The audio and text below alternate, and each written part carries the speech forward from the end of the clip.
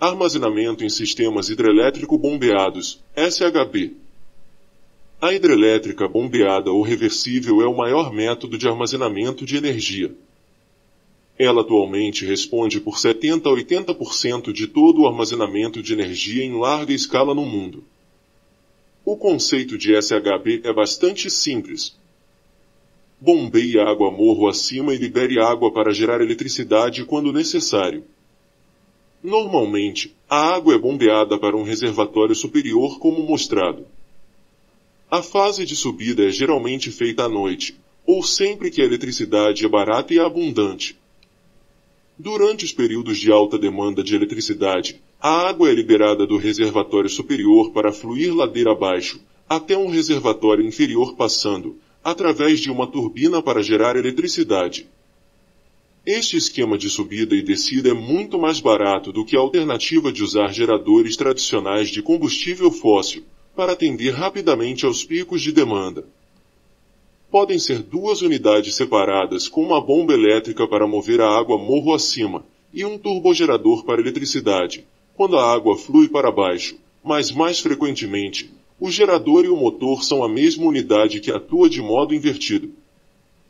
Um SHB pode ser de circuito aberto ou fechado. Um sistema de circuito aberto extrai de uma fonte natural, como um rio ou um lago. A água é usada uma vez e depois devolvida à fonte natural. Cerca de 33% dos sistemas hidrelétricos globais são de circuito aberto. Um sistema de circuito fechado tem reservatórios superiores e inferiores dedicados que circulam a água entre os dois. Cerca de 67% dos sistemas hidrelétricos são de circuito fechado. Os sistemas de circuito fechado geralmente são preferidos aos de circuito aberto, por razões ambientais e para garantir um fornecimento confiável de água para as operações. As potências típicas para hidrelétricas bombeadas são de 500 MW disponíveis em questão de minutos. Cerca de 20.000 MWh são armazenados de energia potencial no reservatório superior.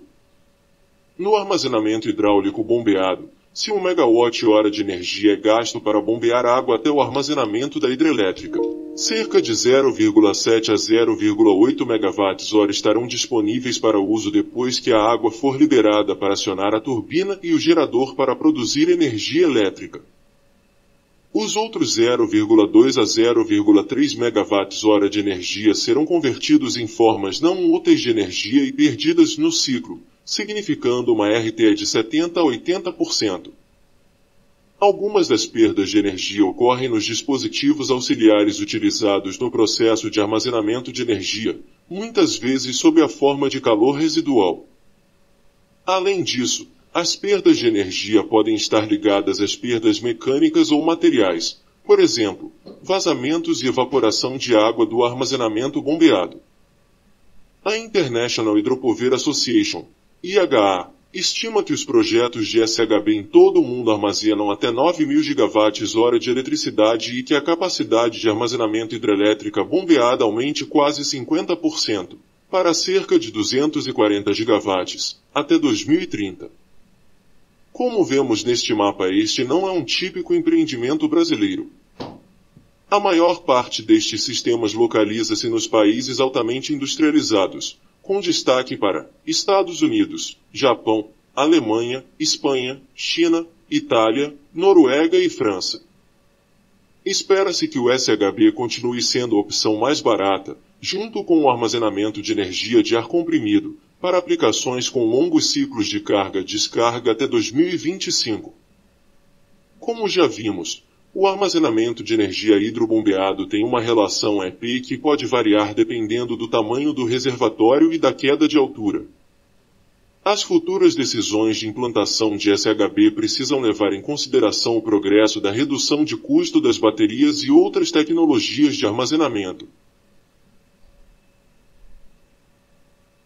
Armazenamento em baterias eletroquímicas. Vamos primeiro rever alguns conceitos básicos das baterias. As baterias são dispositivos eletroquímicos que armazenam energia química e a convertem em energia elétrica. O processo químico nas baterias varia dependendo do tipo de bateria, mas geralmente envolve reações de oxidação e redução em seus componentes internos. Existem dois tipos básicos de baterias. As baterias primárias são de uso único. Uma vez descarregada, a bateria é inútil e é reciclada ou jogada fora. A maioria das baterias de consumo com as quais estamos familiarizados são baterias primárias de uso único. As baterias secundárias podem ser recarregadas repetidamente por muitos ciclos. Estas são nosso foco. Existem diversas formulações químicas de baterias, com diferentes propriedades e capacidades. Desenvolver e melhorar a química de baterias é atualmente uma área ativa de pesquisa em laboratórios em todo o mundo. Composição das baterias. Uma célula de bateria é uma única unidade eletroquímica. Cada célula tem uma tensão fixa, independentemente do seu tamanho, dependendo da sua química. Uma bateria é uma pilha de células eletroquímicas. As células são conectadas em série para aumentar a tensão. Aqui temos uma ilustração de uma pilha voltaica comum cobre-zinco, em que os discos de cobre e zinco são separados por espaçadores de papelão ou feltro embebidos em água salgada.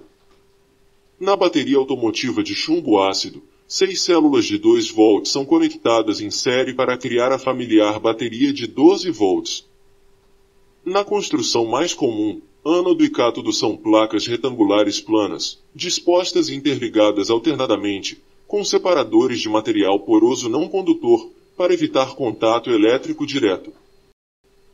Para armazenamento de energia em grande escala, muitos sistemas e tecnologias de bateria estão sendo amplamente utilizados e desenvolvidos. Esses sistemas são essenciais para armazenar energia a partir de fontes intermitentes, como energia solar e eólica, e fornecer energia quando necessário para manter um fornecimento estável de eletricidade. Essas tecnologias de baterias de grande porte são fundamentais para o armazenamento eficiente de energia e a estabilização da rede elétrica, especialmente em um cenário de transição para uma matriz energética mais sustentável e dependente de fontes renováveis intermitentes. A escolha da tecnologia apropriada dependerá das necessidades específicas de cada projeto em termos de capacidade, densidade de energia, custo, vida útil e outros fatores. As baterias para armazenamento de energia renovável são compostas de vários componentes essenciais que trabalham juntos para armazenar e fornecer energia de forma eficiente e confiável. A seguir, para quem está interessado, uma breve introdução ao funcionamento das baterias. Os detalhes da química e da construção de baterias são, naturalmente, muito mais complexos, mas esta explicação fornece um esboço para a compreensão das operações básicas da bateria. Processo químico. A eletricidade, como você já sabe, é o fluxo de elétrons através de um condutor como um fio de cobre. Este caminho é chamado de circuito. As baterias têm 3 partes principais, um ânodo, um cátodo, e o eletrólito. Na ilustração o cátodo e o ânodo, os lados positivo e negativo em cada extremidade de uma bateria tradicional, são conectados a um circuito elétrico, que contém, por exemplo, uma lâmpada. As reações químicas na bateria causam um acúmulo de elétrons no ânodo. Isso resulta em uma diferença de potencial elétrico entre o ânodo e o cátodo. Você pode pensar nessa diferença como um acúmulo instável dos elétrons. Os elétrons querem se reorganizar para se livrar dessa diferença, se repelem, e tentam ir para um lugar com menos elétrons. Em uma bateria, o único lugar para os elétrons se dirigirem é o cátodo. Mas, o eletrólito impede que os elétrons vão direto do ânodo para o cátodo dentro da bateria. Quando o circuito estiver fechado, um fio conecta o cátodo e o ânodo, os elétrons poderão chegar ao cátodo passando pelo fio, acendendo a lâmpada no caminho. Esta é uma maneira de descrever como o potencial elétrico faz com que os elétrons fluam através do circuito. O termo químico técnico que envolve a troca de elétrons é uma reação de oxirredução, mais comumente chamada de reação redox. A reação inteira pode ser dividida em duas meias reações, e no caso de uma célula eletroquímica, uma meia reação ocorre no ânodo e a outra no cátodo. Redução é o ganho de elétrons, e é o que ocorre no cátodo. Dizemos que o cátodo é reduzido durante a reação. A oxidação é a perda de elétrons, então dizemos que o ânodo está oxidado. Este fluxo de elétrons nada mais é que a corrente elétrica. Em termos químicos, estas reações podem ser explicadas pela pilha de Daniel. Na pilha de Daniel, eletrodos de cobre e zinco são imersos em uma solução de sulfato de cobre e sulfato de zinco, respectivamente. Como se pode ver, um dos eletrodos é formado por uma placa de zinco metálico, Zn. O zinco sólido é oxidado, liberando elétrons e formando íons de zinco Zn2+, mergulhados em uma solução como sulfato de zinco. Já o segundo eletrodo é formado por uma placa de cobre metálico mergulhada em uma solução que contém cobre, CuTi+, como uma solução de sulfato de cobre. Esses dois eletrodos são interligados por um circuito externo, com uma lâmpada, cujo acendimento indica a passagem de corrente elétrica. Se nada for feito, essa transferência de elétrons fará com que ambas as soluções percam sua neutralidade elétrica, porque haverá excesso de íons, tornando as soluções instáveis e interrompendo precocemente o funcionamento da lâmpada. Assim, usa-se a ponte salina, que permite a migração dos íons de uma solução para outra. A ponte salina normalmente contém uma alta concentração de nitrato de potássio, um sal que não interfere quimicamente na reação em nenhuma das meias células. Desse modo, os íons permanecem em equilíbrio e a pilha continua funcionando. Além da lâmpada realmente acender, com o passar do tempo, ocorrem outras mudanças no sistema, pois a placa de zinco foi corroída, perdendo massa. A placa de cobre aumentou de massa e a solução de sulfato de cobre, que era azul inicialmente, foi ficando mais desbotada como na figura. A cor azul da solução é ocasionada graças aos cátions cobre dispersos nela. Mas esses cátions, íons positivos, foram sendo consumidos, transformando-se em cobre metálico. Por isso, houve diminuição da cor azul da solução e o cobre metálico formado depositou-se na placa de cobre. A reação química nas células de Daniel é espontânea e continua enquanto houver disponibilidade de reagentes. No entanto, à medida que os reagentes são consumidos, a pilha eventualmente se esgota e a corrente elétrica diminui até que a reação não seja mais sustentada. Portanto, durante o processo de descarga, as reações químicas internas consomem os materiais ativos da bateria, resultando na diminuição da capacidade de armazenamento de carga.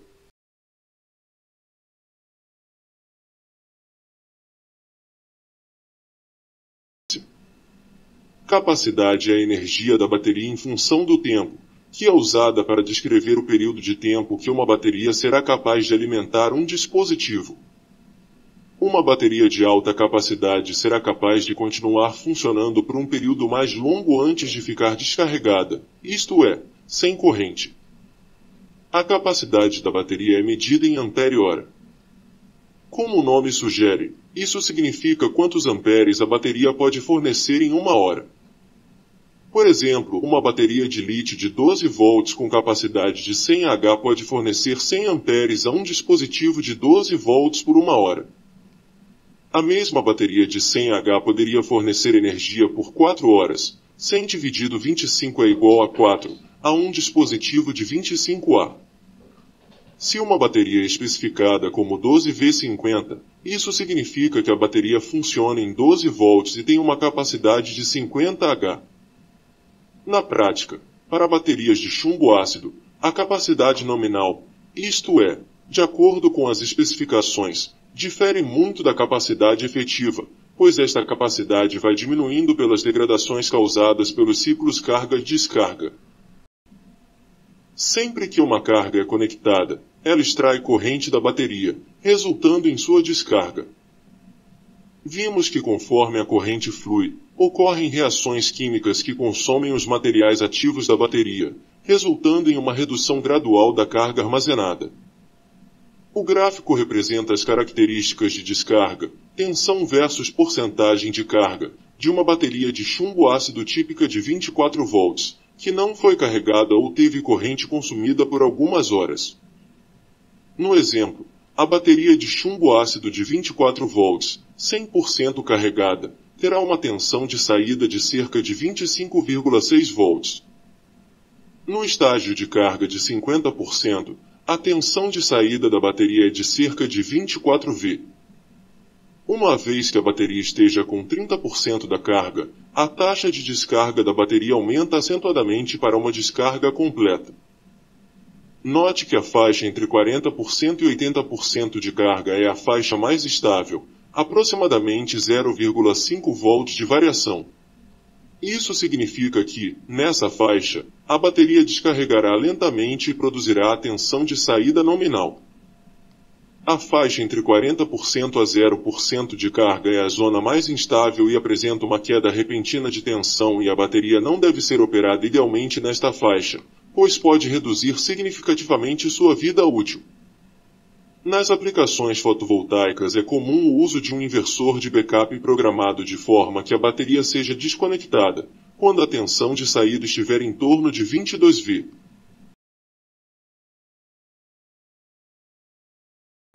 Tipos de baterias. Como dissemos, todos os dias, as redes elétricas em todo o mundo devem combinar a oferta com a demanda. As usinas movidas a combustível fóssil têm sido tradicionalmente usadas para gerenciar esses picos e vales, mas as instalações de armazenamento de energia em baterias podem substituir uma parte destes picos de energia ao longo do tempo. As baterias dos sistemas de armazenamento de energia renováveis são consideravelmente mais avançados do que as baterias que você usa nos aparelhos domésticos. Elas são carregadas por eletricidade gerada a partir de energia renovável, como energia eólica e solar. O software que gerencia a bateria usa algoritmos para coordenar a produção de energia, e sistemas de controle são usados para decidir quando armazenar energia ou liberá-la para a rede. Os 4 tipos principais de baterias usadas nas instalações de energia renovável são baterias de chumbo ácido, íons de lítio, hidreto metálico de níquel, NiMH, e baterias de fluxo. Este gráfico de comparação de baterias ilustra as densidades de energia volumétrica e gravimétrica, que você pode pensar como sendo uma comparação da densidade de energia por tamanho e peso. Se você está interessado em maiores detalhes, consulte esta tabela.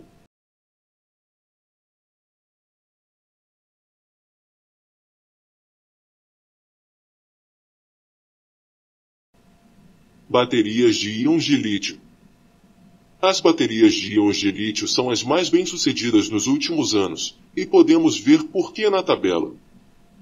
A crescente popularidade das baterias de íons de lítio deve-se à sua portabilidade muito melhorada e aos declínios significativos de preço ao longo de um quarto de século, desde a introdução da bateria no nível doméstico. Se trata de uma das tecnologias preferidas para emprego em conjunto com sistemas solares.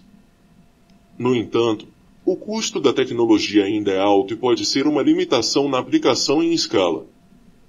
Algumas das características atraentes das baterias de íons de lítio são a alta potência e a alta eficiência de carga e descarga. Uma bateria de íons de lítio funciona como a pilha de Daniel.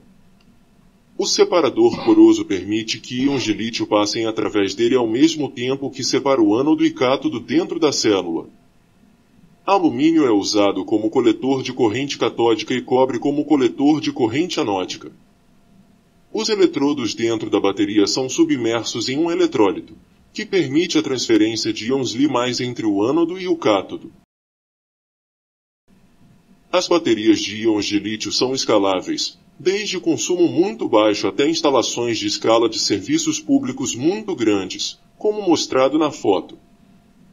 As eficiências de ida e volta, RTE, são superiores a 95%. As baterias de íons de lítio têm uma vida útil de mais de 3.000 ciclos de descarga-carga, têm baixas taxas de autodescarga e exigem pouca manutenção. Algumas das desvantagens das baterias de íons de lítio incluem o perigo de incêndio se sobrecarregadas. Por isso, seu carregamento deve ser controlado com circuitos especiais. A tecnologia não está totalmente madura e os suprimentos globais de lítio são limitados, por isso há muita preocupação com sua disponibilidade a longo prazo. Tal como acontece com outras baterias, existem preocupações sobre o descarte e reciclagem de baterias usadas, uma vez que alguns dos componentes são tóxicos. De qualquer maneira, a integração de baterias de íon de lítio em sistemas fotovoltaicos é uma estratégia eficaz para maximizar a eficiência, a confiabilidade e a utilização da energia solar.